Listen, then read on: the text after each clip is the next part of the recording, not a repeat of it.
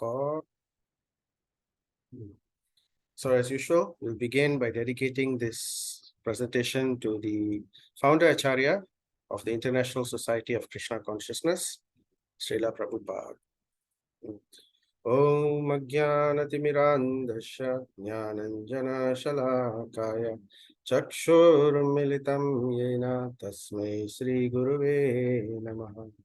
Sri Chaitanya Manobishtam Stapitam Yena Bhutale Swayam Rupa Gadamayam Dadati Swapadantikam Vandeham Shri Guru Shri Yuta Padakamalam Shri Gurun Vaishnavamscha Shri Rupam Sagrajadam Sahagana Raghunatan Vitam Tam Sajivam Sadvaitam Savadutam Parijana Sahitam Krishna Chaitanya Dev Shri Radha Krishna Padan Sahagana Lalita Shri Vishakam Vitam He Krishna Karuna Sindhu Dinabandhu Jagatpati Gopesha Gopika Kanta Radha Kanta Namostute Jayatam Shrato Pangur Mama Manda Matirgati Matsarvasva Padam Bojo Radha Madana Mohanam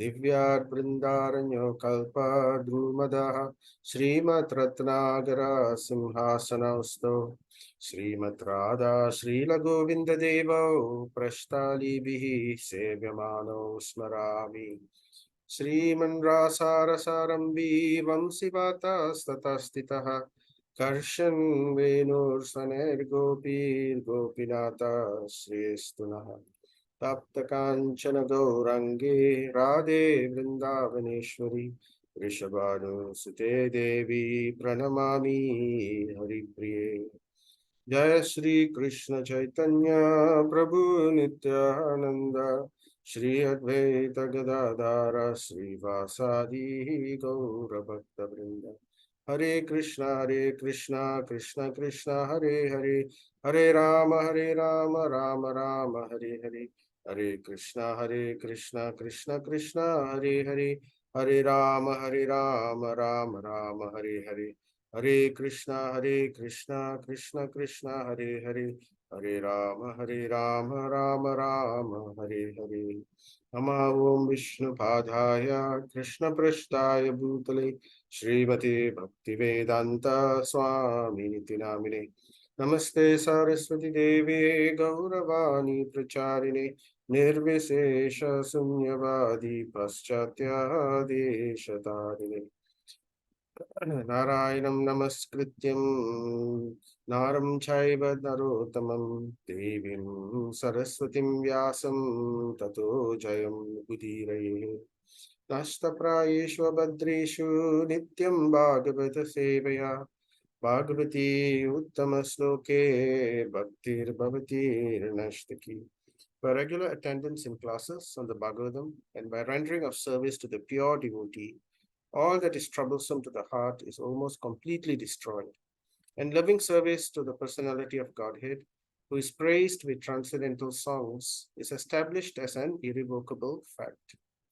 Nigamakalpatarorgalitam phalam shuka mukaramritadravya samyutam pibata bhagavatam rasam malayam muhurahu rasika bhuvi bhavaka Krishnaya Vasudevaya Devaki Nandanaya Cha Nanda Gopa Kumaraya Govindaya Namo Namaha Nama Pankajanabhaya Nama Pankajamaline Nama Pankajanetraya Namaste Pankajangre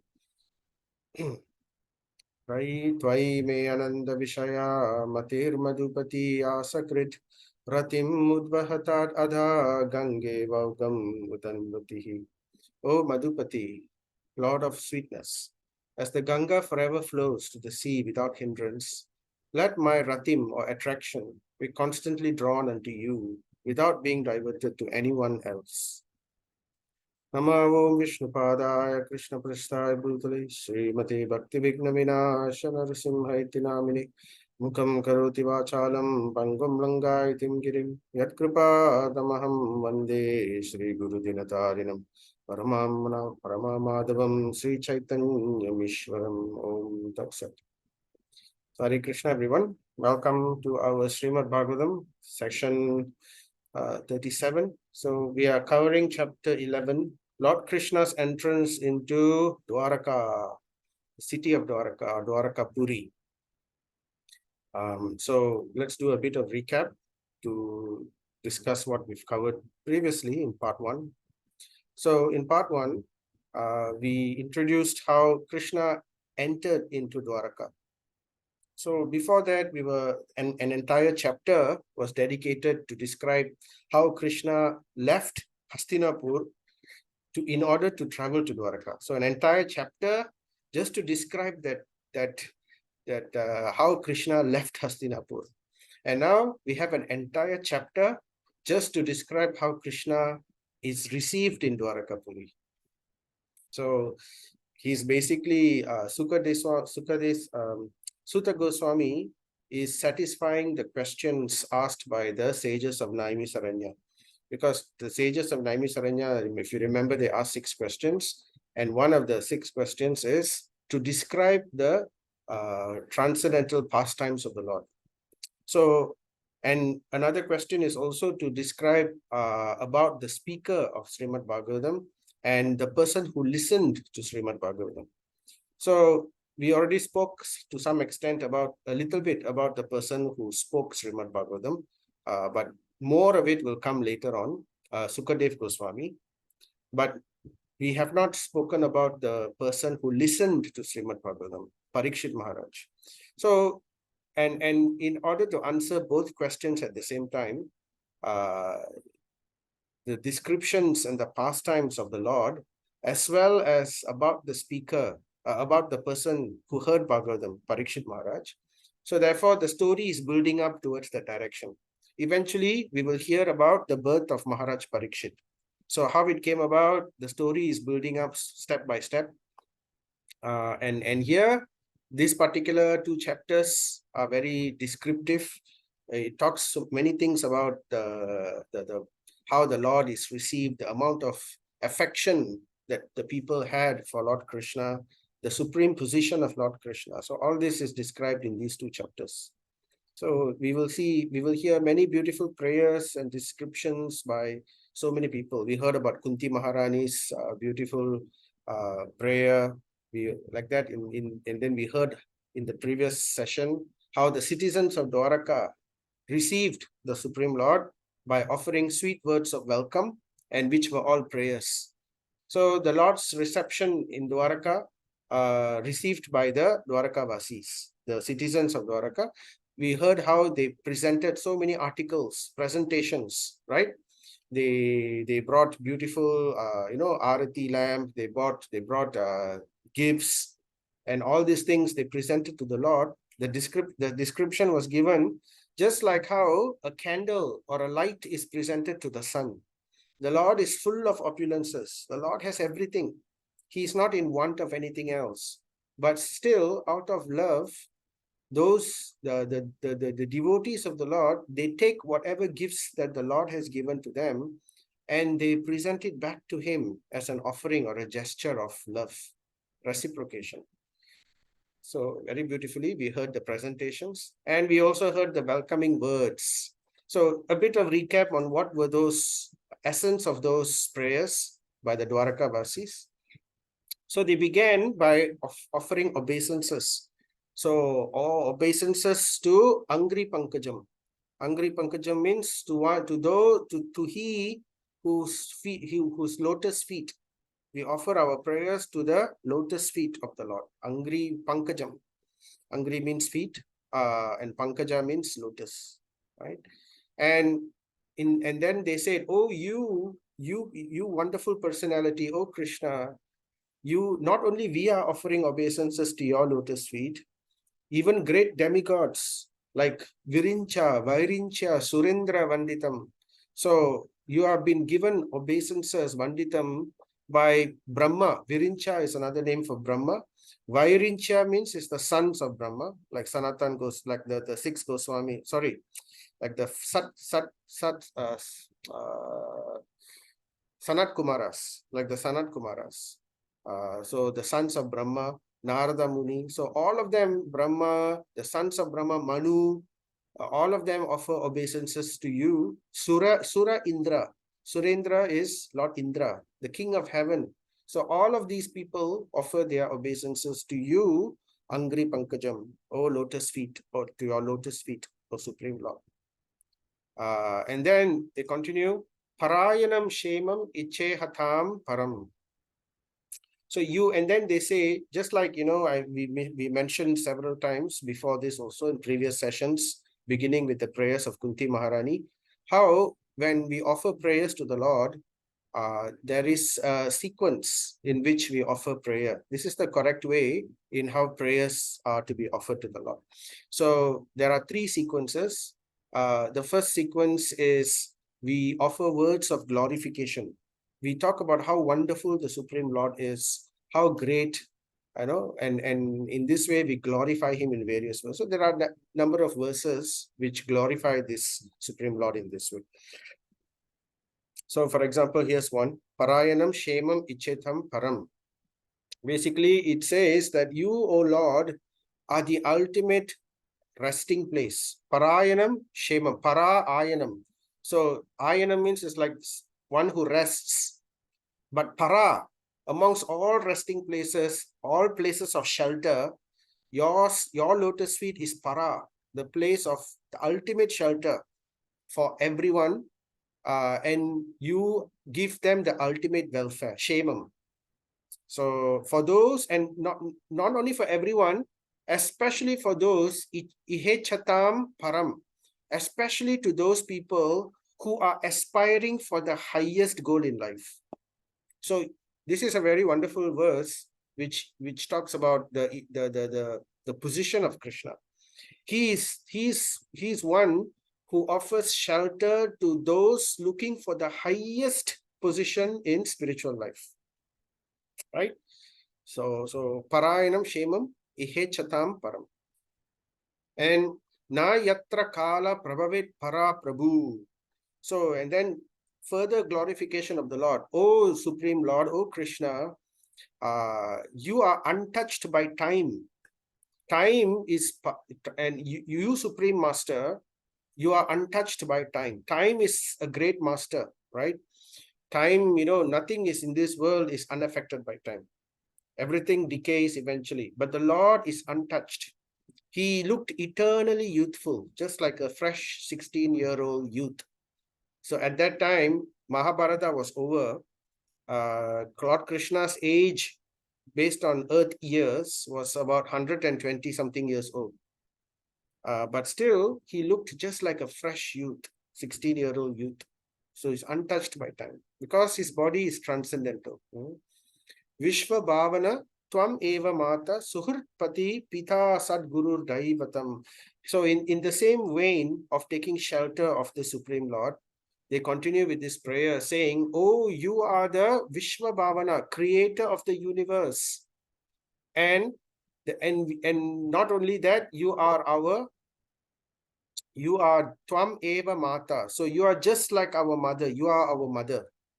So in the sense, the mother supplies everything for the child, right? The mother is like very dear to the child. So in this way, you are actually like our mother. You are also like our father. Suhrit, so Mata, Pati, Pita. Mata is here. After Mata, then he says, you are just like our friend, Suhrit. Suhrit means friend. And you are well-wisher of the Lord, right? The Lord says, I am the greatest friend of everyone. How is Krishna the greatest friend? Because he alone is traveling with us in every life that we take. We have mother, we have father in this life. And in the next life or in the previous life, we had different father, different mother, different family. And the parents and the family, they can come with you until the funeral. After when we pass away, right, they can only come to the funeral. They cannot join with you in the coffin. right? And they cannot continue the travel with you after that. So, but the Lord alone, because the Lord is Paramatma, sitting with us in our heart. So that's why we are never alone. We should always, always, always remember that we are never, never alone. Krishna is not very far away. He's not so far away in the spiritual world. He's there, but at the same time, he is also this is one of his greatest mercy. By his mercy, he is also with us, right? With us in our heart as Paramatma, waiting to hear from us. So the moment we look towards him and start becoming, what Krishna says in the Bhagavad Gita, Man Mana Bhat Bhakto, become my devotee, always think of me, become my devotee, offer your obeisances to me. So in this way, when we do this, the Paramatma begins to communicate with our because in the beginning, we cannot really, our frequency is like tuning a radio, because we are so contaminated with materialistic thoughts. We cannot tune in to what the Lord is trying to pass to us, the message. So therefore, we need to perform purification by chanting Shravanam, Kirtanam. The more we hear, the more we chant. And to develop taste for this hearing and chanting, we do some services. So as we do devotional service, we develop more and more taste for hearing and chanting. And this hearing and chanting is the process which actually helps us to tune our frequency so that we begin to hear the message of the Lord. So the Lord is ready to give instructions from within our heart as Chaitya Guru. So in this way, he is our greatest friend. Suhrit, right? Chapter 5, right? Bhuktaram Yagna Tapasham Sarvaloka Maheshwaram. Suhurdam, the word Suhurt is again coming. Suhurdam Sarva Bhutanam. I am the well-wisher and best friend of all the living entities. So, Mata, he is Mata because, we need a place. We need to take birth in this. So, in this material world, it is basically an energy of the Lord, right? The material world is part of the energy of the Lord. So therefore, in that sense, we are like the mother. We took birth in this material world. The Lord is like our mother. The Lord is like our friend. The Lord is also our father, Pati. Bhagavad Gita says, right?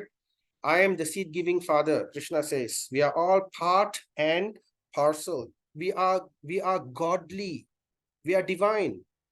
We are not God, but we are godly. We are of the divine, part and parcel of Krishna. So therefore, but we are very small particles of the Lord is Vibhu, very large, whereas we are Anu, very small. So part and parcel of the Lord. So in that sense, we come from the Lord. So the Lord is our father, Pati. Pita. Pita is father. Pati is the Lord. Pati means Lord. I am the master. Krishna is the master and he is the Lord. And he is also Guru, Sadguru. He is the Guru of the entire universe. He is the Guru of everyone. Guru in the sense that he is with us as Paramatma, ready to give us our instruction from within our heart. But we are not ready to hear because we are still contaminated. So therefore, we accept also the incarnation of the Lord in the form of Guru. Right? The Lord comes as Balaram. Balaram expands Nityananda. Balaram is non-different than Nityananda. And Nityananda is the embodiment. Balaram is the embodiment of all the gurus. It is understood that every guru is actually an expansion of Balaram. So, therefore, he is Sadguru. And he also gives us Bhagavad Gita, he gives us the Vedas, he gives us Srimad Bhagavatam, right? And therefore, in this way, he is all of this. So the citizens recognize this and they glorify the Lord in this way. Vishwa Bhavana, soul of the universe, creator of the universe. You are our mother, you are our friend, you are our Lord, you are our father, you are our guru, right? And you are our worshipable Lord, Daivatam. You are the worshipable Lord.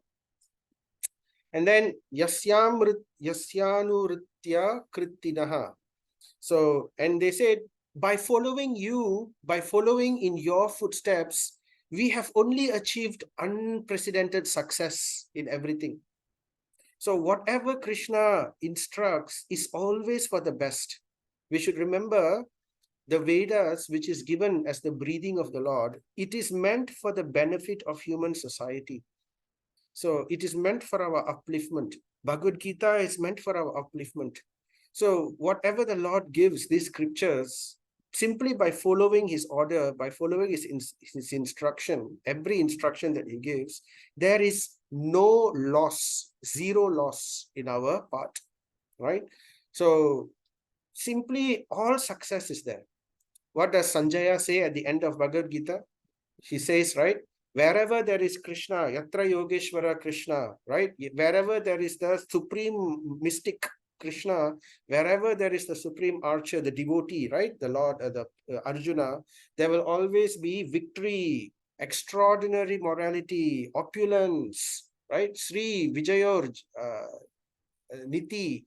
So like that, the verse describes. So simply by following the footsteps of the Lord, by following his instruction, all auspiciousness, all success is there for us, right? So therefore, this is how the citizens, the Dwarakavasis are offering their prayer to the Lord.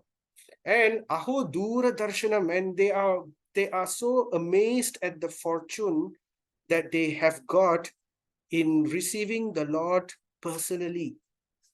They said, oh, Aho. So Aho is like they're so amazed. Dura Darshanam, your darshan is so rare. Even the demigods, they are not able to achieve your darshan so easily, right? But out of your causeless mercy, you are giving us your darshan. So in this way, they are appreciating the wonderful darshan of the Lord.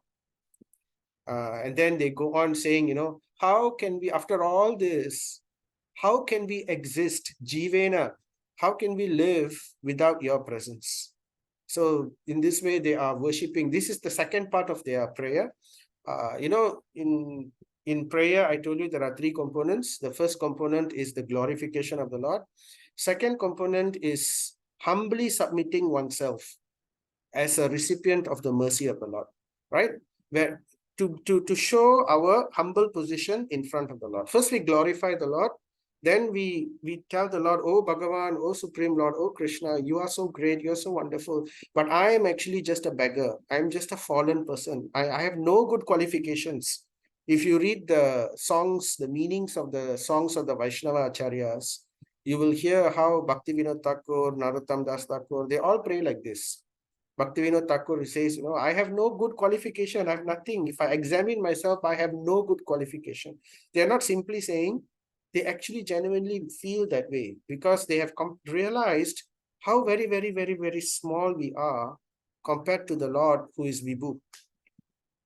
So in that sense, right, this is true humility, to understand that everything, whatever good quality that we have, comes from the Lord, right?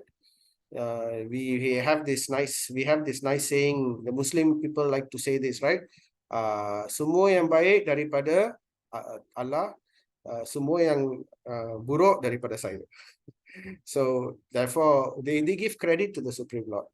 They give credit to, so in the same way, devotees give credit to the Lord always. So that is the second part. And then they are saying, how can we exist without you? You are everything for us. So, and in that second component of their prayer, they are putting a hint of the third component of the prayer. So the third component of prayer is, then we ask something. Before we ask to the Lord, first we glorify him, then we humbly submit ourselves, and then we ask from the Lord. And what do we ask? We don't ask for material things.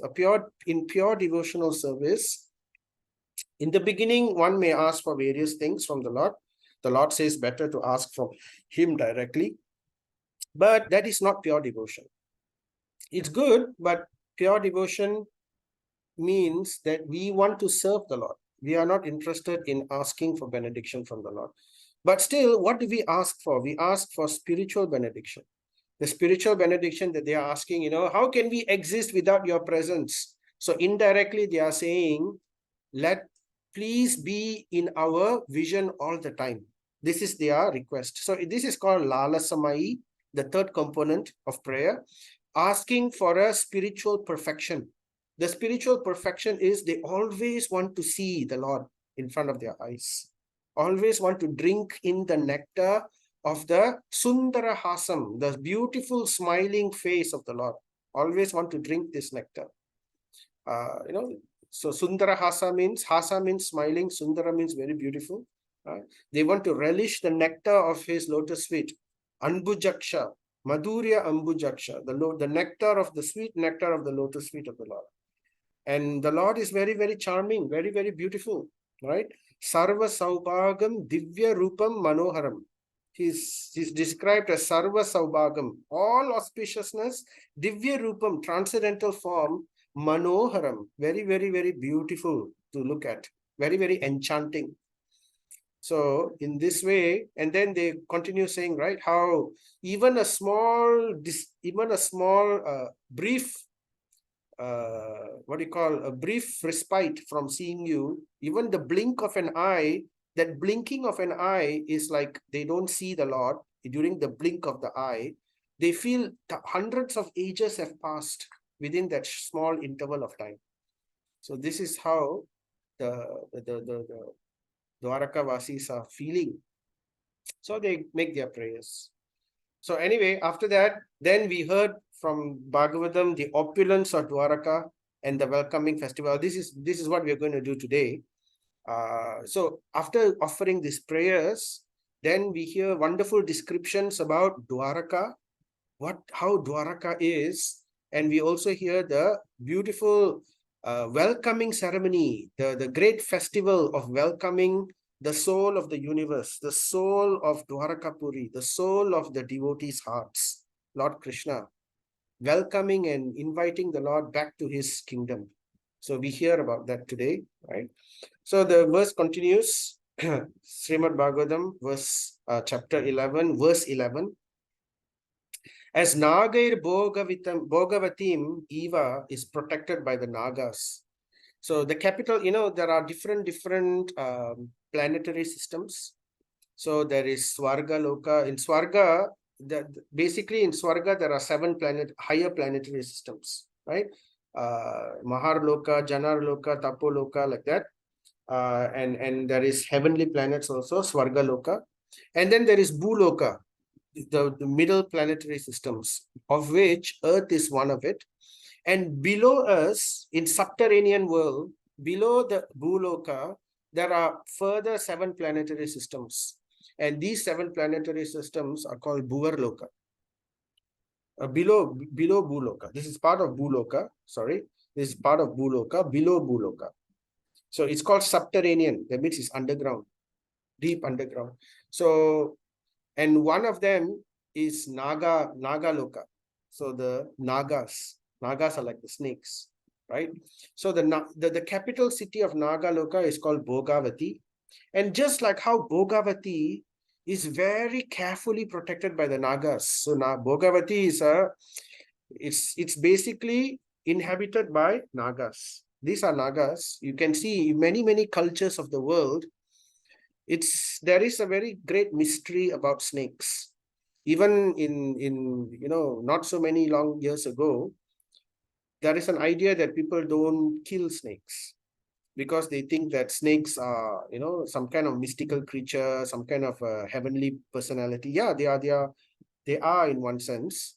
Then there are these beings called Nagas who are half human, half snakes. They can take the form of a snake fully also. They can take other forms. They are experts in illusion. They're very powerful. In fact, one of Arjuna's wives, Arjuna had 4 wives. One of his wife called Ulopi. Ulopi was a Naga princess. So, and their son was called Iravan, and Iravan was killed in the battle. So like that, therefore the Nagas. So you can see this culture of Nagas is not only native to India. You will find it's there in many parts of the world. Like this picture here, this is from Thailand, right? Myanmar, Thailand, and some of it are also in European countries. Like this picture was unearthed in a stone tablet in a European country, right? So it's interesting how they have this concept of half human, half snakes. So the Bhagavatam confirms this. Yes, there are such living entities. They are mystical. They are in the lower planetary systems called Naga Loka. And they have the capital city is Bhogavati. Very carefully protected. It's not easy to enter Naga Bhogavati. They can detect enemies very quickly. So just like how Bhogavati is protected by Nagas, so was Dwaraka protected by the Vrishnibihi. Those who are Vrishnis. Vrishnis is the family of Lord Krishna. The King Ugrasena and his entire family, they are Vrishnis. So Dwaraka is also, just like Nagaloka, Dwaraka is also very carefully protected. Now Dwaraka is a port city. It's an island city in the middle of the ocean. So it's not easy for people to enter Dwaraka because, surrounded by the ocean. And beyond that also, there are other protections, fortifications devised by the Vrishnis. So no enemy could enter Dwaraka. So that's why they left Mathura and they came to Dwaraka. Krishna established the kingdom of Dwaraka to protect the citizens of Mathura. Because Mathura was on the land, it was always attacked again and again by the demons, right? So he brought them all to Dwaraka, where nobody could come and disturb them. So who are the Vrishnibihi? So the Vrishnibihi, Boja, Madhu, Dasharha, Arha, Kukura, Andaka. So these are all family members, the great kings of the Vrishnis, who were as strong as Lord Krishna. So, of course, Krishna gives them physical prowess by his grace. So in this way, they appear to be very, very powerful. And they are all protecting the city of Dwaraka. So more descriptions about the city of Dwaraka. The city of Dwarakapuri was Sarvartu Sarva Vibhava. So in other words, it's a very mystical city where it is Sarva Artu. Artu means season. Sarva, all seasons happen at the same time. So that's difficult for us to imagine, but it's there. Sarva Vibhavaha, all the opulences, all the wonderful quality of all the seasons are present at the same time in the city of Dwarakapuri. So we can't imagine, it's something difficult to understand, but we have to take the word of Srimad Bhagavatam on that. If we are fortunate, we might be able to witness this one day. There were, in Dwarakapuri, there were Punya Vrikshalata. There were very, very nice, pious, Punya means pious trees. Vriksha means trees. There were many, many pious trees and creepers. So there are descriptions of pious trees, like for example, in Srimad Bhagavad Gita, amongst all the trees, I am the banyan tree. The banyan tree, Arasamaram in Tamil. So the banyan tree is a pious tree. We worship the banyan tree. When we see a banyan tree, we can take obeisances. We can go around of course, it's not easy to go around the banyan tree. Banyan tree can be very, very large. So, but still, it is a pious tree. What else pious trees? Mango tree is a pious tree. Jackfruit tree is a pious tree, right? So, so these kind of trees, there are some trees which you plant in front of your house, according to Vastu Shastra. They increase the Vastu potency of your house like that. That's why, we hang mango leaves in the front of our house. Banana tree is another pious tree. So most fruit-bearing trees are pious. And there are also other trees besides that, like neem tree. Neem tree is also a pious tree. So, of course, tulasi is more than just a tree. So a lata, creepers, like that. So creepers, like for example, parijata. We have the parijata plant that is also, it's like a tree, but it's also a creeper. So it's a pious creeper. So some flowers are like that. It's full, the Dwarakapuri was full of this kind of beautiful plants. Ashrame is full of ashrams, different ashrams where sages were situated, holy places of pilgrimage within Dwaraka, full of orchards, places where many, many fruit trees were being cultivated and grown.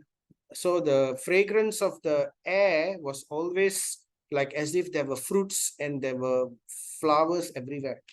So the atmosphere, they didn't have to have a room freshener. They didn't have to have a city freshener. So it's like the natural fragrance of all the fruits and flowers were always infusing the air of Dwaraka, together with the salty sea breeze of the ocean. So it's very refreshing, very, very transcendental. Flower gardens, beautiful parks, and Vritta Padmakara Shriyam. So many, many ponds and lakes within the island city of Dwaraka, where they are birthplaces of lotuses. So Vritva Padma Akara, the birthplace of lotuses. So very, very beautiful lakes like this everywhere, dotted amongst the land of Dwarakapuri. So Prabhupada says, it is understood that all the people depended on nature's gifts of fruits and flowers without industrial enterprises promoting filthy huts and slums for residential quarters. So this is more natural way of life. So that is the actual Varnashram system where people depended on agriculture, an agrarian based, based on agriculture, based on cow protection, based on, so these are the real beauty and bountiful nature of civilization, instead of depending on industry. So industry has only created more and more difficulties, right? The first industrial revolution, the first industrial revolution was the development of gunpowder, right? They discovered gun, very, very auspicious, isn't it? So discovery of gunpowder. And then, of course, the discovery of the steam engine, and then discovery of electricity. So what did all these things do eventually? People always say it is for the good of humanity, but 90% of the time it will be used for more negative purposes. In the name of good, people will do, people like to promote science that this is in the name of good. But what happens is 90% of the time, the discoveries are used for very, very bad purposes. So anyway, advancement of civilization is estimated not on the growth of mills and factories to deteriorate the finer instincts of the human being, but on developing potent spiritual instincts of human beings. So the more we are closer attuned to nature, the more we are situated in the mode of goodness. One has to come to the mode of goodness before one can really open one's heart towards spiritual understanding. If our lives are always in the mode of ignorance and passion, then it's not going to be easy for us to find time to contemplate. So these kind of things like contemplation, time to think about matters, time to think about, nature of the soul, think about the Lord, to offer prayers, to do some simple gardening, cooking for the Lord. So what has industrialization done for us? Industrialization and the advancement of science, so-called labor-saving devices and labor-saving equipment has only robbed away our time. It has taken away our time. So the more computers came, and what happened, right? Smartphones came. The more these things come in the idea of saving time, the more they take away our time. Life becomes more complicated, more and more complicated. So even simple things, people used to have the luxury to do prayers. People now can't even do prayer for half an hour. It's very difficult. No time. So that is the problem, right? So Prabhupada has always emphasized the importance of going back to Varnashram system. Of course, it's very difficult in Kali Yuga. The advancement of Kali Yuga is very strong, but it can be reversed. There is the 10,000 years golden age promised in the scripture. So ISKCON has been established. Sri Chaitanya Mahaprabhu has come. Srimad Bhagavatam has resurfaced again. Chaitanya Charitamrita is now available. So by taking advantage of all this, right, we have to first of all Spread the message of Srimad Bhagavatam. Spread the message of Bhagavad Gita. People need to learn. People need to understand. And then when there are enough people who think in this way, then these kind of reverses can come about. Then we can again go back to a more natural lifestyle. So Prabhupada says, development of factories and mills is called Ugra Karma. Horrible activities. Karma is activity, Ugra is horrible. So, pungent activities. And such activities deteriorate the finer sentiments of the human being and society to form a dungeon of demons. So people become very, very selfish. People become very, very, because they are so pressed for time, so pressed for resources. Everybody is crowding into one small area. All right. So there naturally will be a lack of resources. So people's finer instincts, the neighborliness. Nowadays people don't even know their neighbors.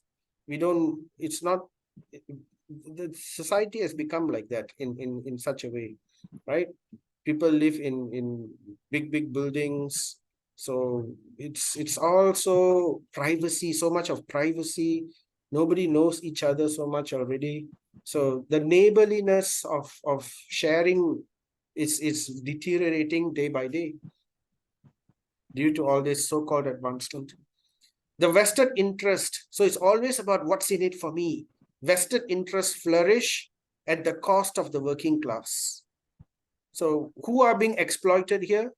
This is the world of the capitalism.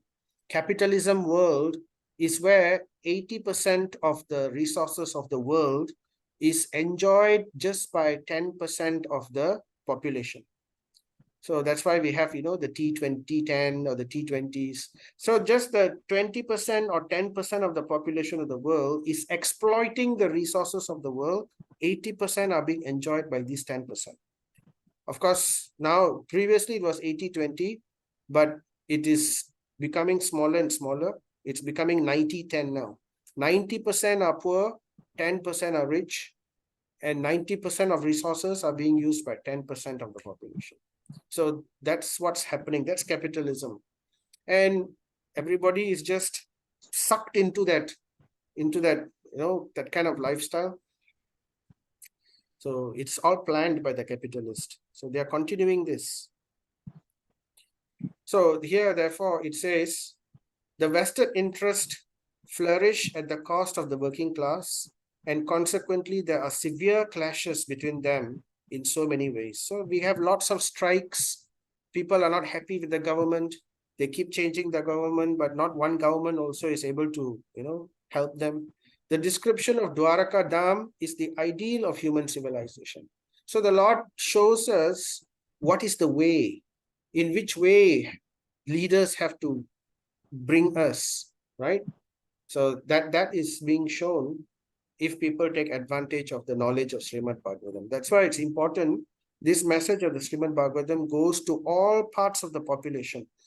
So leaders have to hear Srimad Bhagavatam. Politicians have to hear Srimad Bhagavatam.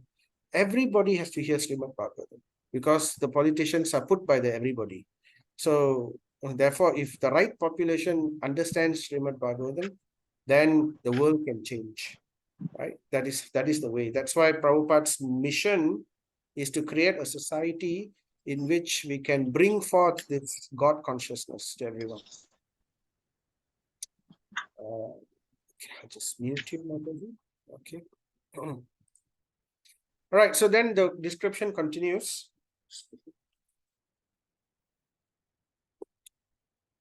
The city Gopura. So more we hear about how we can try to imagine how Dwarakapuri looked like. There were Gopuras, Gopuram, just like we see in temples. Gopura is like the gateway, the arched gateway and the spires on top of it. The city Gopura, Dwara is the door, the great door which opens. When we enter a temple, there will be a big door at the front, an archway, right? So that is like the Gopura and the Dwara, the door. And Toranam. So we see this word Toranam. So in Tamil culture, we have Toranam. In those days, at least, we used to see Toranams being put in wedding houses, pandals, right? Even in temples, we put Toranam. So there are people who knew how to make beautiful Toranams. I was speaking to Prabhu and he was telling me how when he was young, he used to make so many different types of patterns. He could make flower Toranam, different patterns of Toranam. So what's Toranam? Festooned arches, beautiful decorations, which is used to decorate the arches. All nicely decorated with festive signs. So this is all auspicious, good Vastu. So, so we can hear all this from the scripture. And then further description of this is given. So here's an example of Toranam in an archway. Beautiful decorations of Toranam made of flowers and banana leaves. So all of these are to welcome the Lord. Flags, garlands, painted signs, and slogans all combine to shade the sunshine. So you can see here flags, Garuda flag, Hanuman flag. You go to the city of Jagannath Puri, you can see many flags on the temple, right? Then garland, everywhere you'll see garland makers. So even now you go to India, ancient cities near temples especially, you will see so many places where garlands are everywhere. Everywhere there are garlands, everywhere there's Toranam makers. So this is the remaining of the Vedic culture. In KL, Kuala Lumpur, we cannot find all this so easily. So yeah, so this is basically descriptions of Vedic culture. And what else? The highways. So even then, Dwaraka also had highways. It's not only now we got Kasas, we got Federal Highway, we got Middle Ring Road, we got North-South Highway. So even then also, we had highway. So there's a specific Sanskrit word used to describe highways. Big, broad roads, kingly roads. Subways. Subways also got during that time, Dwaraka time. Lanes, markets, public meeting places were all thoroughly cleansed and moistened with Gandha Jalai. Gandha Jalai means scented water. Water which is scented with the fragrance of rose or kevda. Kevda is a type of flower which is commonly used to scent, So everywhere it was smelling beautiful, it was refreshing. You can try to imagine this is the city of Dwaraka. And on top of that, to welcome the Lord, phala, pushpa, and unbroken seeds were strewn everywhere. So this is also Vedic culture. When we welcome guests, when we welcome the Lord, we throw everywhere. What we throw? Fruits, phala, pushpa, flowers, and unbroken seeds. So, like barley, like corn, sesame. So these things are till is sesame, right? So these things are strewn everywhere. It's very auspicious. It's great auspiciousness, and it's all organic, right? The whole idea is the civilization, the Vedic civilization was very closely attuned to nature. That's why they say a devotee is automatically an environmentalist. You don't have to come and just become a devotee.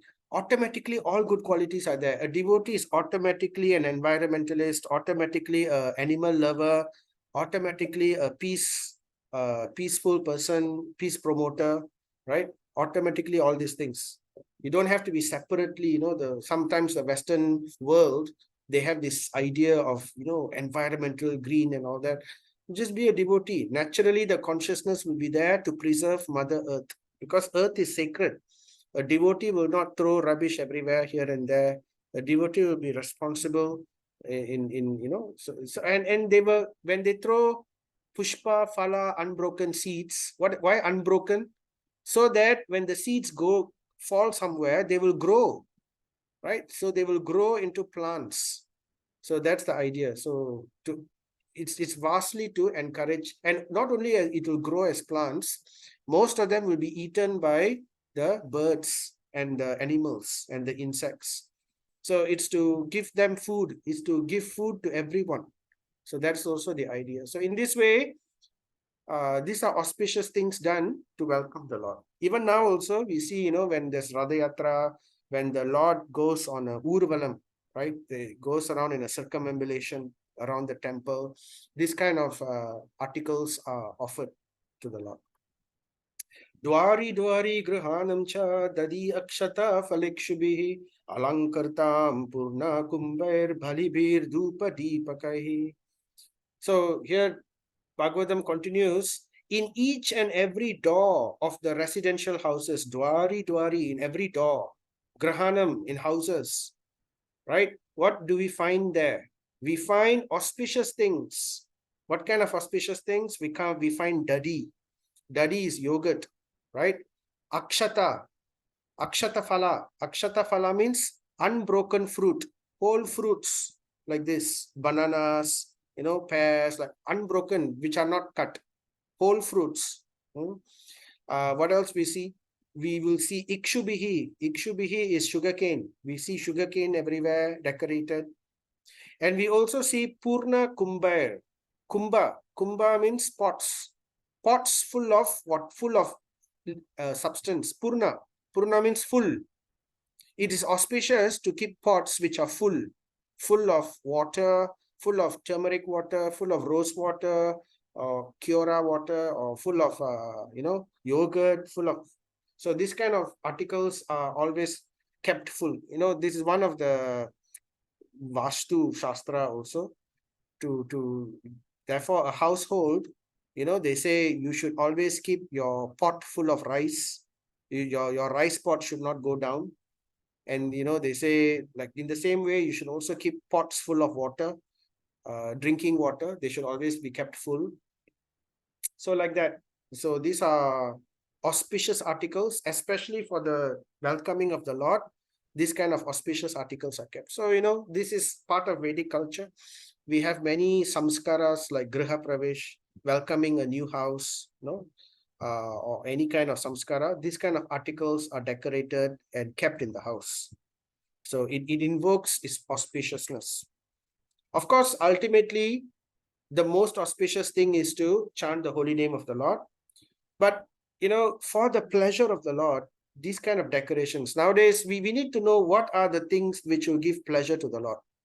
So here the description is given what kind of things the Lord enjoys. The Lord doesn't enjoy plastic flowers. So sometimes we decorate with plastic flowers, plastic things. Plastic is made out of petroleum. Petroleum is made out of dead matter. It comes black and smelly and extremely oily and greasy. And that is chemically processed in different ways, and plastic is created, and from plastic, this kind of. So Prabhupada said plastic is always inauspicious. So we should avoid plastic as much as possible for the decorations of the Lord. So that's why Prabhupada never approved of plastic flowers generally. Even in terms of Vastu, plastic flowers attract negative aura. So as much as possible, it should be fresh, real things, right? So the sugar canes, this kind of things. These are what are auspicious and pleases the Lord. So kumbha, like this, there's a kumbha. And then also articles of worship. Bali Bihir, Dupa, Deepakai. So the items of worship like Dupa is incense. Deepa is light. So these things are all auspicious and used to welcome the Lord. A grand welcoming ceremony. So on hearing that the most dear, Prashtam means most dear Krishna. So to the denizens of Dwaraka, they really, the description is given that they viewed Krishna as the most dearest, right? And on hearing that the most dearest was approaching Dwaraka Dham, what happened?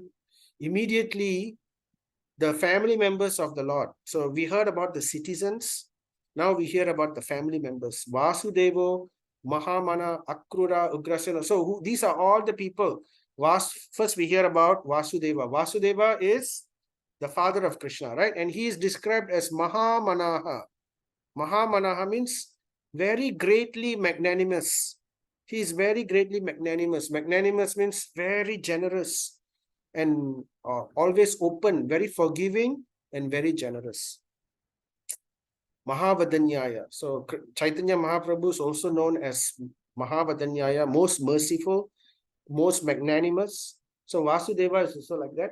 And he's very famous. You know, Vasudeva is famous for his truthfulness, how he was, just by his truthfulness, he was able to curb Kamsa from killing Devaki right then and there on the spot. Because Kamsa wanted to kill Devaki after he heard the instructions from, after he heard the Akash, the voice from the sky. But Vasudeva gave him his promise. I give you my word. I will give you each son, each child born to us. Please save Devaki. So in this way, he bought time. He knew that there's nothing. Otherwise, Kamsa would have killed Devaki on the spot. So he bought time for her. So Vasudeva is Maha magnanimous, very, very merciful. He's the son of Surasena. Surasena is one of the kings of the Vrishni. So he's a prince actually, Vasudeva. So there is a difference between Vasudeva and Vasudeva. Vasudeva is who we are talking about here, the father of Krishna. The son of Vasudeva is called Vasudeva. So that's why Krishna is also called Vasudeva. So Vasudevaya, Krishna, the son of Vasudev. He is also the husband of Devaki, as you know, right? And he is also minister to the king of Dwaraka. King of Dwaraka is Ugrasena. Ugrasena, that is mentioned here, Ugrasena. He is the king of Dwarakapuri. And the minister, the prime minister is Vasudev. And then there is also Akrura. Akrura is, he is the general. So this is Vasudev, the picture here. You can see how he brought Krishna, baby Krishna, from Dwaraka to Gokul after Krishna was born. Then there's Akrura. Akrura is the chief general of the Vrishni dynasty's armies. He's like the commander-in-chief. So but he was also a very, very dear devotee of the Lord. And Akrura, one of the 9 processes of bhakti, Shravanam, Kirtanam, Smaranam, Pada Sevanam, what do you call, Archanam, and Pujiam. So prayers, offering prayers. So offering prayers, the process of offering prayers to the Lord is embodied by the personality of Akrura. Just like Shravanam is dedicated, the example of the personality who perfected his life by Shravanam, hearing, is Parikshit Maharaj. And the personality of Sukadev Goswami perfected his life by Kirtanam. And Prahlad Maharaj perfected his life by Smaranam, remembering. And in this way, Lakshmi Devi is the example of Pada Sevanam. And, Archanam is Prithu Maharaj. So Vandanam or prayer, Vandanam is the personality who perfected his life by offering prayers is Akrura. So when Krishna went to Mathura, he was brought from Dwaraka. Sorry, he was brought from Mathura to he was brought from Vrindavan to Mathura by Akrura. Kamsa sent Akrura to bring Krishna to Mathura. So when Akrura went to Vrindavan, he was always praying. At every step he was praying to the Lord. And you can see here, he saw when he entered Vrindavan, he saw the footprints of the Lord, and he bowed down. In every step he was going, he was bowing down and offering prayers. So that is Akrura. Very, very, what do you call? He was also the son-in-law of Ugrasena, Akrura, the son-in-law of the king of Dwaraka. Of course, then we have Balaram. He was known as Adbhuta Vikramaha, the person who performs wonderful. Adbhuta means amazing and wonderful activities. So Vikramaha. So that is Balaram. So many of the wonderful activities that he has done. For example, we heard about the pastime where he dragged Yamuna river towards Hastinapur because the Duryodhana was refusing to listen to Balaram. So to teach Duryodhana a lesson, Balaram dragged Yamuna river. Balaram dragged Hastinapur towards the Yamuna river. And in this way, then the Duryodhana was scared, and then they agreed, okay, I will listen to you, Balaram. So therefore, he performed many great activities. And then there's Pradyumna. Pradyumna is one of the chief sons of Krishna. Pradyumna is son of Rukmini. Rukmini is the chief queen of Krishna. Pradyumna is the first son. And he is also mentioned somewhere as the incarnation of Kamadev. Kamadev is extremely good looking, Pradyumna. So everyone was, very, very fond of Pradyumna. And then there's Charudeshna. Charudeshna is another son of our Krishna. He is also son of Rukmini, another son of Rukmini. And then there's Samba. Samba is also called as Jambavati Sutta. He is the dear son of Jambavati. He's a bit of a spoiled son. He's very young, very good looking also, and very mischievous. He used to do a lot of naughty things. And in the past time, Samba was the main reason for the destruction of the Yadu dynasty.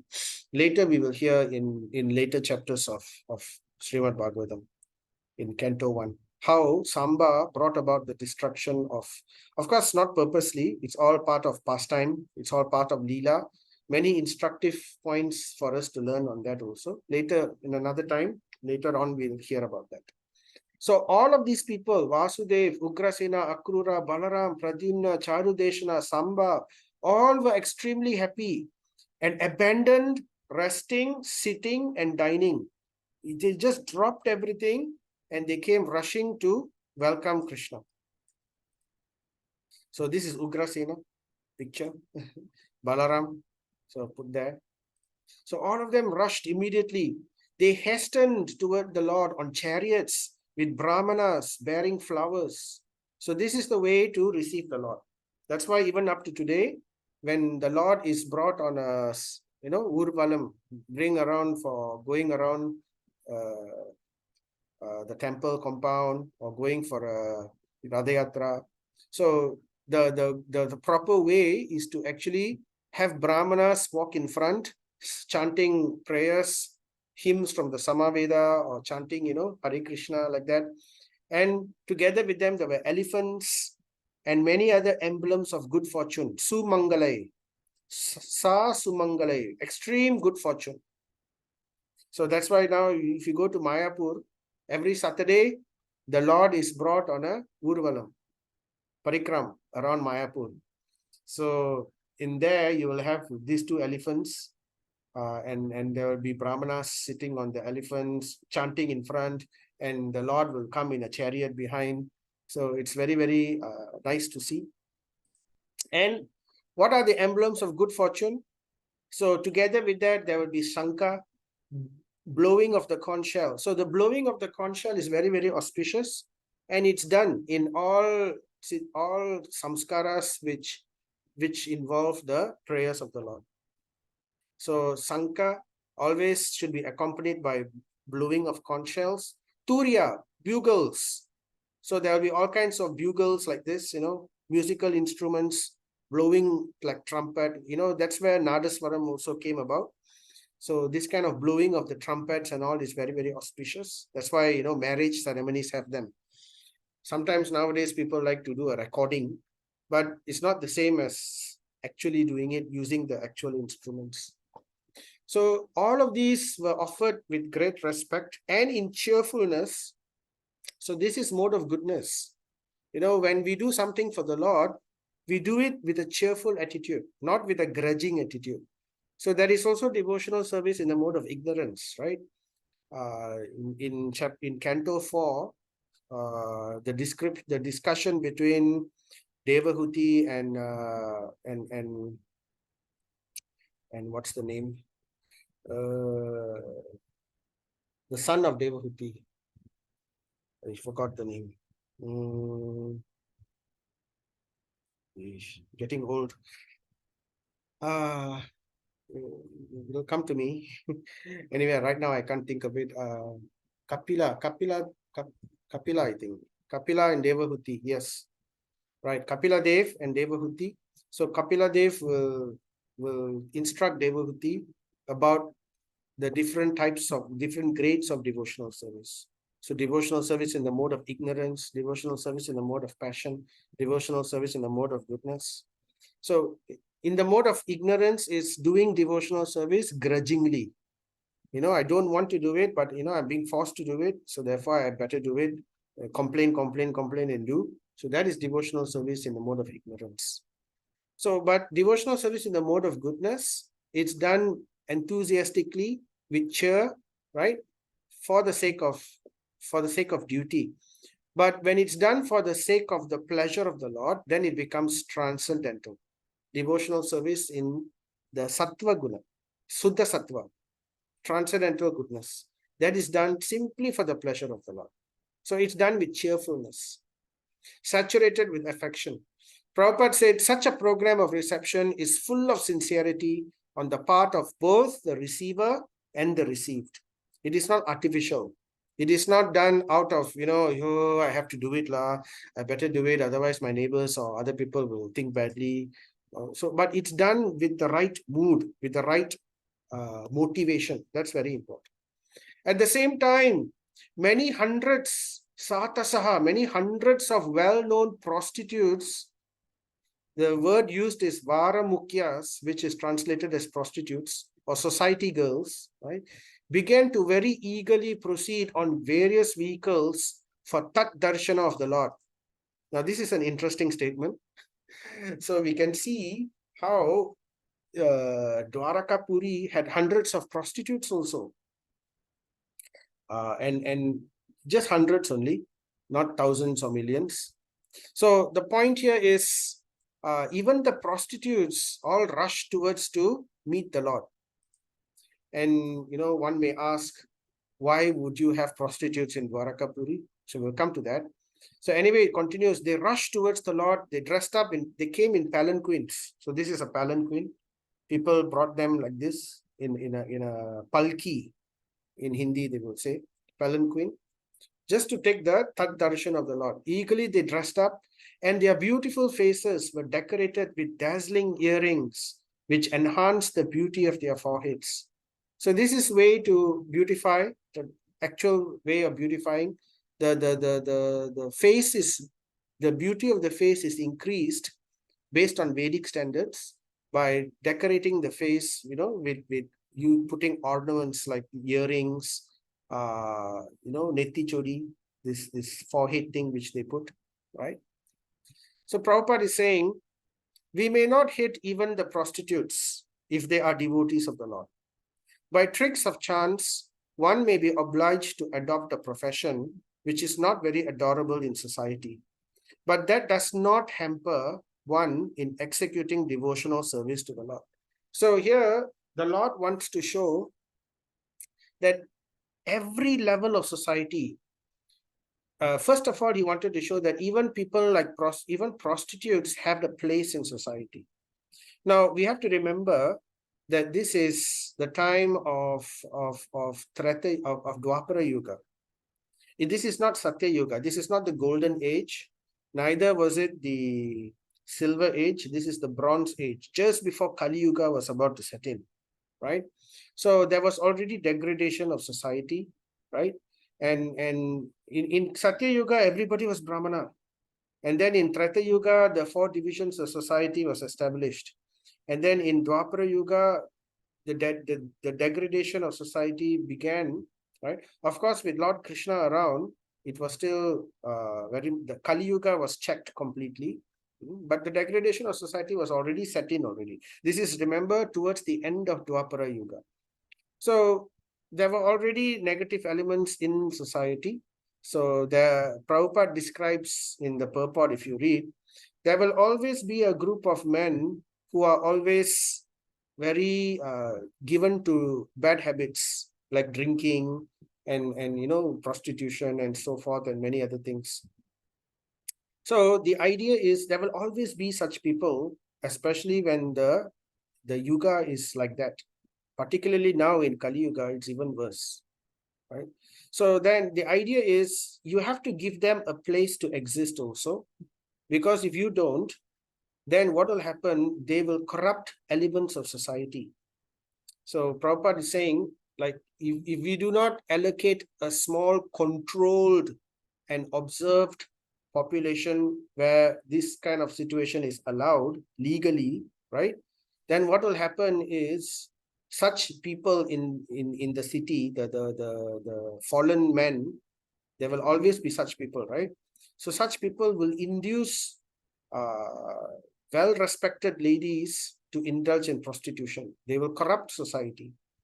So therefore, to maintain the purity of society, a corner is dedicated, a corner of civilization is dedicated, a small corner is dedicated for people like this to, to exist. So we see the example in Kali Yuga, the personality of Kali, he was killing the bull and the cow. He was attacking the bull and the cow, and Parikshit Maharaj, we will hear about this later.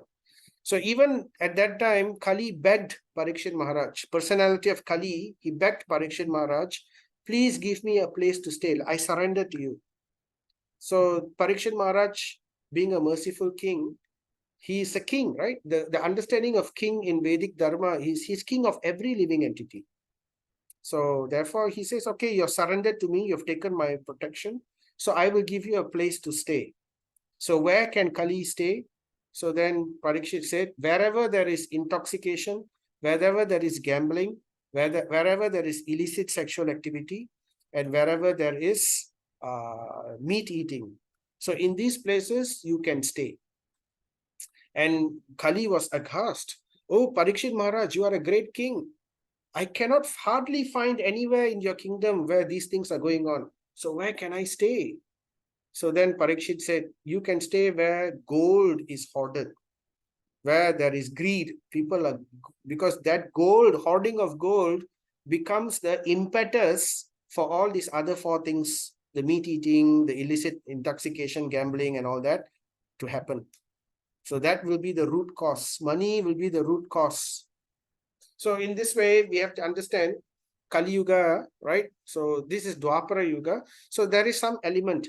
But unlike in Kali Yuga, where 90% or majority of the world is corrupted, right? But in Dwapara Yuga, the corruption was still very much controlled. It is in a small layer of society only. So they were maintained. Even prostitutes were maintained under control in a small section of society. So that the purification, the majority of the citizens can remain pure. They are not disturbed by this negative influence by fallen men.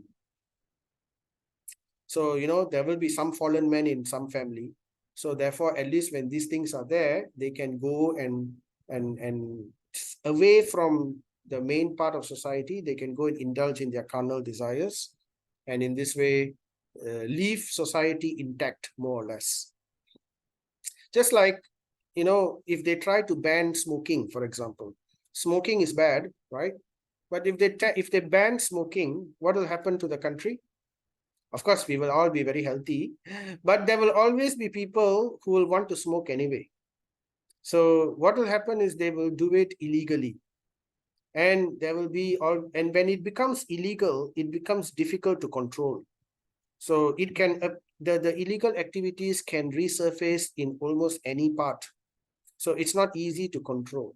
So therefore, controlled sin is kept in this is part of the way of how politics works, right? They in order to control something, they allow it to happen legally, but in a controlled environment.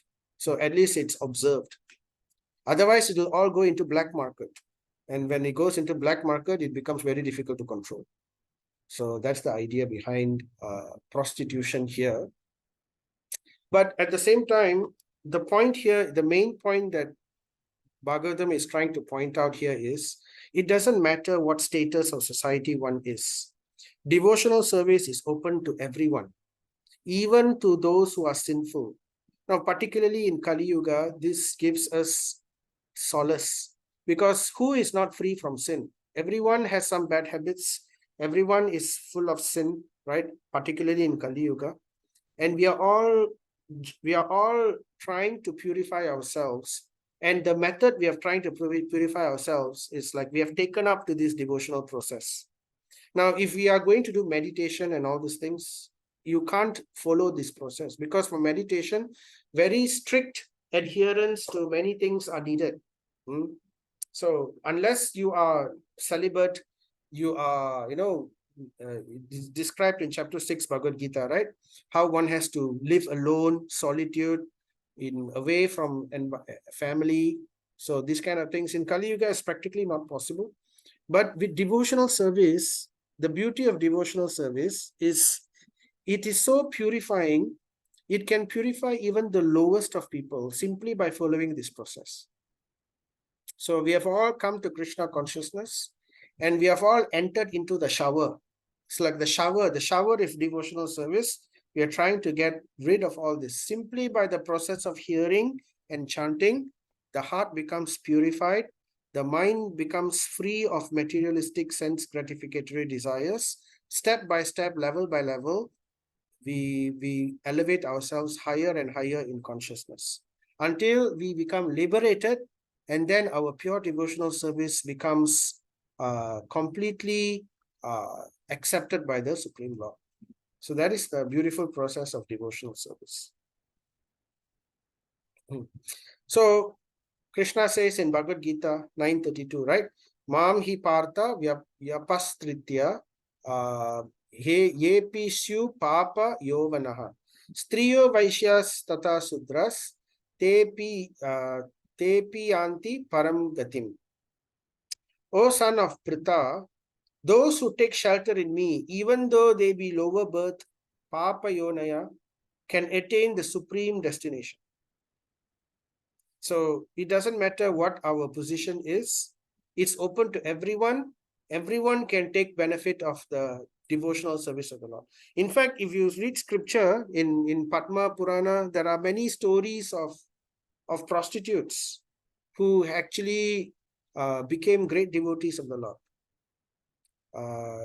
And there is even one example of one of our great acharyas in the Rudra Sampradaya. He is called Bilva Mangal Thakur. Bilva Mangal Thakur, he credits his devotional service to his to his first guru. And the first guru was a prostitute. So in one of his songs, he mentions her. Her name was Chintamani, and he mentions her and thanks her for showing him the way. So anyway, it's a long story, but the point here is no one is pushed away from devotional service. Devotional service is accepted by everybody. So you can see these prostitutes, they were so enamored by the beauty of the Lord, they all were rushing towards him. Even they had special affection for the Lord, right? Even when the Lord was walking in Mathura, there was one lady, something like a prostitute. Her name was Kubja.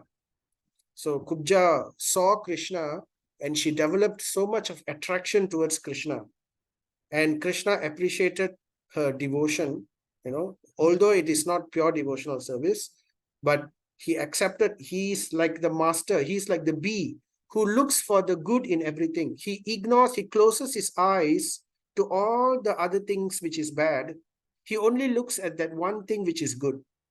So Kubja, due to sense gratification, she saw Krishna and she thought that, what a wonderful person. If only I could enjoy this person, I give enjoyment to. No, her idea was she wanted to give enjoyment to Krishna. But Krishna accepted Kubja.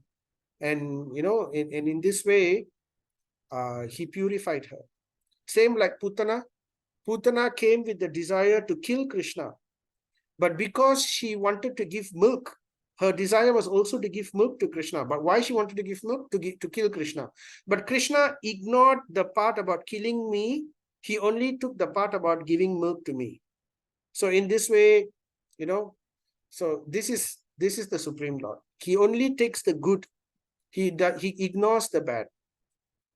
But one thing he cannot tolerate. He cannot tolerate pride, and he cannot tolerate aparat, Vaishnava aparat particularly. So if we are free of this, right, then very good chance with Krishna to receive his blessings. So Prabhupada continues. Therefore, the only reformation that is necessary in society is to make an organized effort to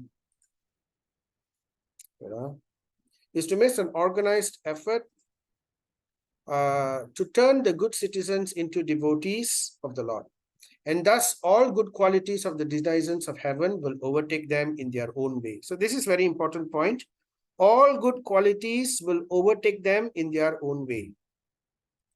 So simply by becoming devotee, taking up the process of devotional service, all bad qualities will eventually transform into good qualities. So the criterion of advancement of civilization is whether the people are educated and advanced on the path of salvation. So simply by the process of devotional service, right, people can change. That is the way to change. Otherwise, it's very difficult. It's almost impossible to change the nature of a person, right? They say, in Tamil, Tottil Palakam, Sudagadu Palakam. So, but with devotional service, that can change. Otherwise, very difficult to change. The nature is very strong. But devotional service alone can make that change. Expert dramatists and artists, dancers, nartaka, gandharva, historians, genealogists, and learned speakers all gave their respective contributions. Being inspired by the Adbhutani Charitrani of the Lord. Adbhutani means the superhuman pastimes. So being inspired by the amazing, wondrous, superhuman pastimes of the Lord, people like the citizens, like the expert dramatists and artists, they are called natas, dancers, nartakas, gandharvas, wonderful singers, historians, genealogists. These are people who something like historians. They specialize in social history. They list down the family members, so something like that. And learned speakers all give their respective contributions. So what kind of contributions? Contributions inspired by the wondrous pastimes of the Lord. So therefore, the Lord is called Uttama Sloka. So Uttama Sloka means every glorification or every poetry, every beautiful thing which is written, spoken, or sung, it's all meant ultimately for the pleasure of the Lord. So that is Uttama Sloka. He is the object of all songs. He is the object of all poetry. He is the object of all prayers. So Uttama, the ultimate object of slokas. That is the Lord. So Prabhupada says, they would dwell on the subject of the Lord's superhuman activities in different ages and millenniums, and not on ordinary events. So in this way, they were always remembering the Lord, because they will remember the pastimes of the Lord, and they will try to use that in their occupation. Say their occupation, they're dramatists, right? So they will perform dramas. So these are what actors, dancers, historians, singers should do. They should not be singing or dancing or acting about mundane things. They should be dedicating their abilities and their attributes towards the glorification of the Lord. That's the perfection. Nor were they in chronological order. So these pastimes of the Lord, as described in the Puranas, they are not in chronological order. It's not according to time. They are arranged in the Puranas, in Srimad Bhagavatam, for example. The pastimes are not arranged according to time. They are arranged in such a way which the arrangement is very mystical. So if it's not arranged according to time, based on what is it arranged on? So Acharyas explain, it is arranged in such a way that it will make a transformation in our heart step by step. So the arrangement is done in such a way to purposely transform the heart step by step by step as we go through the different pastimes, not according to time. So therefore, sometimes modern historians, therefore, they cannot catch up the link. People who are not coming from the Vaishnava Parampara, they don't understand this. So they don't catch the link. They think, oh, what is this? The Puranas, the histories, the Vedas, they're also haphazard. One pastime, suddenly another pastime, no time link. And then, one pastime says something and then another pastime says something entirely different. So how is it both things can appear in the same way? So therefore, these pastimes are not according to time. They are not even according to what's in this universe. If you remember, there are different universes in this world, in this creation. And in different universes, the Lord performs different pastimes. Like, for example, in different ages, Lord comes as Narsingha, right? Narsingha Dev kills Hiranyakashipu using his fingernails. We heard about that, right? But there is also a pastime in the Puranas which explains how Narsinghadev came and he killed Hiranyakashipu not with his fingernails, but with foam. Foam? Because in that particular pastime, Narsinghadev and Hiranyakashipu put in one more extra blessing. He asked Brahma, I cannot be killed by anything which is dry or wet. So that means Lord cannot use his nails. Nail is dry, so cannot use nail. So nothing which is dry nor wet. The weapon cannot be dry or wet, which can kill me. So the Lord used foam. Foam. Foam is described by scripture as neither wet nor dry. So it's in between. So by using foam, he drowned Hiranyakashipu and killed him. So that was in one particular timeline of Brahma. But in our timeline, Narsinghadev used his fingernails, his nails to tear away. So then, how is that both also? Which one is true then? Did he use his fingernails or did he use his foam? So actually, both are true, happening in different universes, happening in different timelines, right? But not in chronological order. But it's described in such a way that it creates step-by-step transformation in the heart. That is the point. So people who are not in the Vaishnava Sampradaya, they don't understand this. Therefore, the historians, the modern mundane English historians, they will say, oh, this is all mythology. It just doesn't make sense. There is no chronological order. There is no logic. They cannot understand this. So that's why it's a mystery given only by the Parampara. The Vaishnava Parampara can fully explain all these irregularities and link up all the missing pieces together. So therefore, you can see dance, drama, you see, the common people would be verily entertained by the performances of dramas and yatra and parties played wonderfully on the superhuman activities of the Lord. And thus, even the illiterate agriculturists would be participant in the knowledge of Vedic literature, despite a considerable lack of academic qualification. Therefore, expert players in drama, dancers, singers, speakers are required for the spiritual enlightenment of the common man. Now, not everybody can read scripture. Not everybody is inclined to hear scripture, right, or lectures. So how are the common people going to understand about all these things? So that's how all these singers, dancers, dramas is meant to entertain all these people. And that's how these things were given to humanity in the beginning. Now, there is a Shastra, Vedas. In the Vedas, there is an Upaveda called Nritya Shastra, or Nritya Veda. Nritya Veda, also known as Gandharva Veda, it describes about dance, about drama, about acting, about performances. So this is actually given in the Vedas. So it's originating from there. Nritya Shastra. So all this sarigama, the swaras, all this sangeet, and not Bharatanatyam, all this is coming from the Vedas.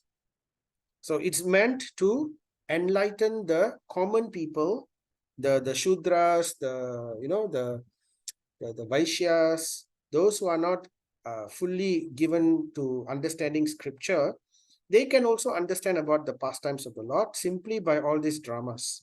So that's why you can see, this is Indonesia. The culture is very strong. What is this? Ramayana. This is Lord Ram. This is Sita Devi, performed in Indonesia. And this is in Thailand, right? Ramayana, the same Ramayana in Thailand. And this is also Ramayana. This is Ravana actually in Karnataka, Kathakali dance. So like that, in different parts of the culture of the world, these elements are still existing and captured. So actually, that's the original purpose of music, dance, acting, all the poetry, arts, and everything is ultimately actually meant to satisfy the Supreme Lord. That's how it all started. Even 50 years ago, whatever drama, whatever movies in the television would all be about spiritual things. There'll be a lot of spiritual movies. Nowadays, you see a lot of horror movies. Don't know why. But in those days, in the first few days of the television in India, what was being shown, what was the greatest hits? At that time, it was Mahabharata, Ramayana. Even before TV, people used to have dramas, festivals, and what were the things which are showcased at that time? Ramayana, Mahabharata, various pastimes in the Puranas. This is what was done. All the script already was written. It's just nowadays, people in Kali Yuga, they are slowly, it becomes corrupted. Initially, songs and dance and dramas were only about the Lord. And then, little by little, they became about normal people. Then it became even worse. Nowadays, then it became more about violence, more about sexual activities, more about horror things. So now it's even worse. Now you see 99% of whatever that's in the movies or songs or dramas, they're all explicitly about sexual activity or about violence or about horror. 0.01% is about God. But just 50 years ago, it was opposite, right? Or even 100 years ago, complete 1% only was not about God. 99% of everything else was about God. So the degradation of society is very fast. But here we are showing you what was the origin of all these things. So Bhagavan approached them and offered due honor and respect, manam, to each and every one, sarvesham, of the friends, relatives, citizens, and all others who came to receive and welcome him. So here we see the Lord's reciprocation. Earlier, we saw the citizens, how they all came to receive him, how the family members came to receive him, right? But here the Lord is showing his reciprocation to the citizens. He went to them one by one, each of them, and he gave them due honor and respect. The Almighty Vibhu greeted everyone, even the lowest in rank, from kings like Vasudeva, from Ugrasena to ministers like Vasudeva and father, like Gargamuni, from gurus, down to the prostitutes and the chandalas. The Lord treated each of them nicely, giving them due honor and respect. How did he give this? How did he reciprocate with them? Some of them, he bowed his head, like he bowed his head to the king, Ugrasena. He bowed his head to the father, Vasudev, bowed his head to his guru, Gargamuni, right? And to some of them, he exchanged greetings, like to Balaram, right? Exchanged greetings. To Akrura, in this way, he exchanged greetings. Some of them he was embracing, like Akrura, he embraced. Balaram, he embraced. Some of his friends, he embraced.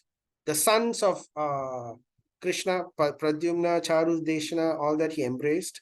Shaking hands. So some of the citizens, he shook hands with them. Imagine shaking hands with the Lord. So shaking hands is not Vedic. It is Vedic also. Looking and smiling. So to some of them, he simply glanced at them and smiled at them. Enchanting smile, right? Prasanna Hasanam. Some he gave assurances. Telling them, yes, everything will be wonderful, giving them blessings. Some he awarded benedictions. May you have plenty of opulence. May you have all your heart's desire. So in this way, he reciprocated with each and every one of the people in the Dwarakapuri. So Prabhupada says, as pure living entities, all are separated parts and parcels of the Lord, and thus no one is alien by his eternal relationship. We are all part and parcel of the Lord, right? Such pure living entities are graded differently in terms of contamination of the modes of material nature. But what happens when we come to this material world? We are covered by illusion. We are covered by our three modes of material nature. In that way, we get different types of conditioning. But actually, we are all the same. In the sense, we are all spirit souls, same level. But in the material world, we have different levels due to our karma, due to our material contamination. But the Lord is equally affectionate to all his parts and parcels, despite material gradation. So he doesn't see the material gradation. He only sees us as part and parcel of him, spirit souls, his children, right? So he doesn't see the material gradation. Doesn't matter if one is prostitute or king, right? He only sees the devotion that one is giving to the Supreme Lord. Right? So then finally in this way, the Lord personally, Swayam, personally entered the city, accompanied by and with their blessings, Asirbihi, elderly relatives and invalid Brahmanas with their wives. So, okay, now in this part, I think I will stop here. We stop here. Then the Lord personally entered the city. We will continue this in the next session. So, with the blessings. So with after reciprocating with everybody in this way, he made his grand entrance into Dwarakapuri. So in the next session, we will continue how the Lord was received by his close family members, by the mothers, by Devaki, how Devaki received Krishna, how the queens received Krishna, how Krishna reciprocated with them. And then we will end this chapter of how Krishna entered into Dwarakapuri. So with that, we'll stop over here. Let us chant Maha Mantra to digest all these wonderful descriptions of the Lord. Jai Sri Krishna Chaitanya Prabhu Nityananda Sri Advaita Gadadara Sri Vasadi Gaura Bhakta Vrinda. Hare Krishna Krishna Krishna Hare Hare Hare Rama Rama Rama Hare. Hare Krishna Krishna Krishna Hare Hare Hare Rama Rama Rama Hare Hare. Hare Krishna Krishna Krishna Hare Hare Hare Rama Rama Rama Hare Hare. So Hare Krishna everyone, thank you for your time and hearing this beautiful descriptions of Srimad Bhagavatam. If there are any questions, I'm happy to answer. Otherwise, you can put them in your chat also, or you can send it to me. Yes, Prabhu, Hare Krishna. Hare Krishna, Prabhu. Yes. Prabhu, sorry, Prabhu. Just now you said the Nagas. The Nagas have their own planet, right? Yep. If they have their own planet, why do they take birth on this planet Earth?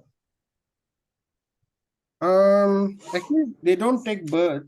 If they take birth, it's because they are cursed or something happened. But otherwise, they come directly. They don't take birth. They come directly. Sometimes they visit Earth. It's like a visit, you know. So, and for some purpose, there are some people who worship certain Nagas. Nagas were worshipped at one point of time. So sometimes they used to come and they used to give benedictions to those who worship them. But they don't take birth. That is only due to some curse or some pastime. Like during Krishna's time, Ulopi, she wasn't on earth. She was actually Nagaloka. And she kidnapped Arjuna and brought him to Nagaloka. And over there, Krishna married her. And then he lived with her for a while. And then he came back to earth. So she didn't come here. Does that answer, Prabhu? Okay, I mean, I understand what he said, but can human take birth on Nagaloka? Yeah, I mean, everybody can go anywhere also. If we, Nagaloka is usually, it's a lower planetary system. So if our consciousness is very materialistic, and at the same time we also did some pious activities, so in our next life we may take birth in a lower planetary system like the Naga Loka, Sutala Loka, Patala Loka. Any of these lokas we could take birth over there. But there is some, because Naga Lokas, the Nagas are more powerful than human beings. They have mystic powers, they have illusion. So in one sense, they are more powerful, but their consciousness is lower. So human being consciousness is higher in the mode of goodness relatively compared to the Nagas. So if we are interested in material things, not really spiritually inclined, but at the same time, those who perform piety, like punya, like, doing charity, but at the same time, their purpose is material, then they may take birth in this kind of places. Okay, Prabhu. Thank you very much. Hare Krishna. Hare Krishna. Thank you, Prabhu. Any other questions?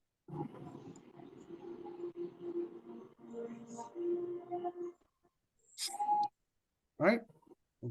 So there's no other questions. We will stop here. So thank you very much again. Hare Krishna. Thank you, Prabhu. Hare Krishna. Srimad Bhagavatam ki jai. Srila Prabhupada ki jai.